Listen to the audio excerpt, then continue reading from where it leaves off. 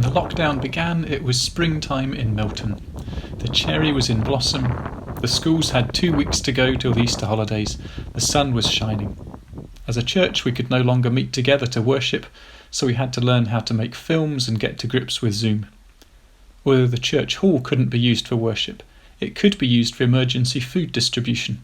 So Love Milton filled the hall with food and hand sanitizer. And the sun still shone. And of course there were also individual efforts too. Facebook posts from people offering to share a meal with someone in need. The local Costa phoned me when they were closing to offer boxes of sandwiches and cakes, hundreds of them, all with a short shelf life. I phoned around people I thought might make use of it. One of the guys came to pick up a box of cakes for the kids on his street. He saw another box waiting to be picked up. When he asked who that was for, I said it was for a couple with nothing but a chicken in the freezer and no money. He offered to buy them a steak pie supper and deliver it to them straight away. Which he did. Pure kindness. My phone rang with calls from people willing to drive to pick up messages for people. And it rang with people looking for support. Some needing cash for electricity and gas and phone. Some looking for food.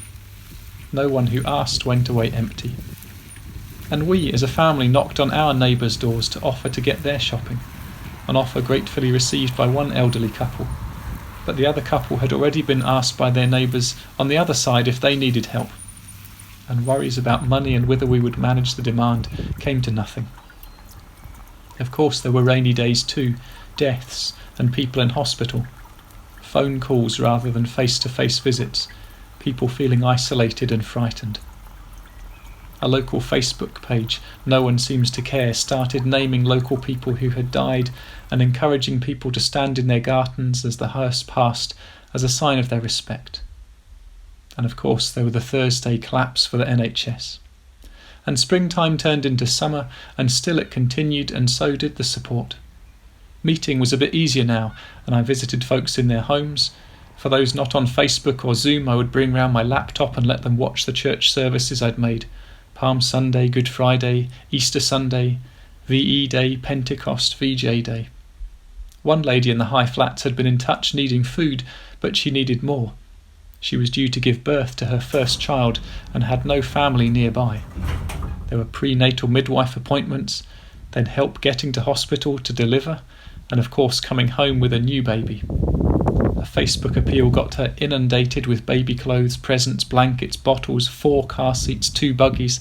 Thankfully there was a baby bank at Springburn who welcomed the excess.